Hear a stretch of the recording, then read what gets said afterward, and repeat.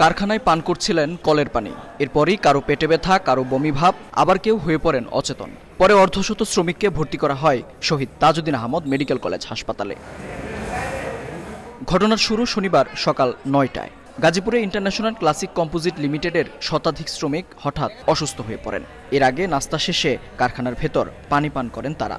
ওই পানি খাওয়ার পরই শ্রমিকদের পেটে ব্যথা শুরু হয়। আমি 9:30টার দিক দিয়ে পানি খেতে গেলাম 5তলায়।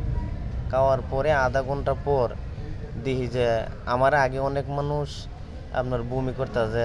পানি খাইছি, পানি খাওয়ার পর থেকে এই সমস্যা। নাস্তা করে পানি খাইছি, পরে ক্যান্টিনের পানি ভালো লাগে নাই, বলা হয়েছে, বলছে কিছু নাই, সমস্যা নাই, পানি খাও। পানিগুলো এমনি নাকের কাছে নিলে কোনো গন্ধ লাগে না, কিন্তু পানি যখন আমরা খাইয়া ডুব গেলি তখন ওটা থেকে না বিশ্রী গন্ধ হয়। এই খবর ছড়িয়ে পড়লে শুরু হয় বিক্ষোভ। বাধ্য হয়ে বন্ধ ঘোষণা করা হয় কারখানা। পানি পরীক্ষার জন্য বিশেষজ্ঞ দল কাজ করছে বলে জানায় কর্তৃপক্ষ। সবাই বলতেছিল যে পানির জন্য সমস্যাটা হয়েছে, তো এটার জন্য আমাদের বাইরে থেকে ইঞ্জিনিয়ার সব নিয়ে আসা হয়েছে যে আসলে পানির সমস্যা কিনা।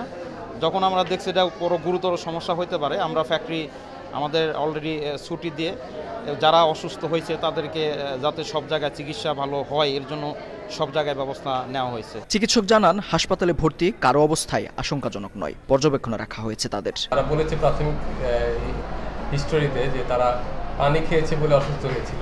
আমরা সবাইকে পর্যবেক্ষণে রেখেছি, কারোর অবস্থা আশঙ্কাজনক না, সবাই ভালো আছে। এই কারখানায় কাজ করেন প্রায় 3,500 শ্রমিক। মেহেদী হাসান, সময় সংবাদ, গাজীপুর।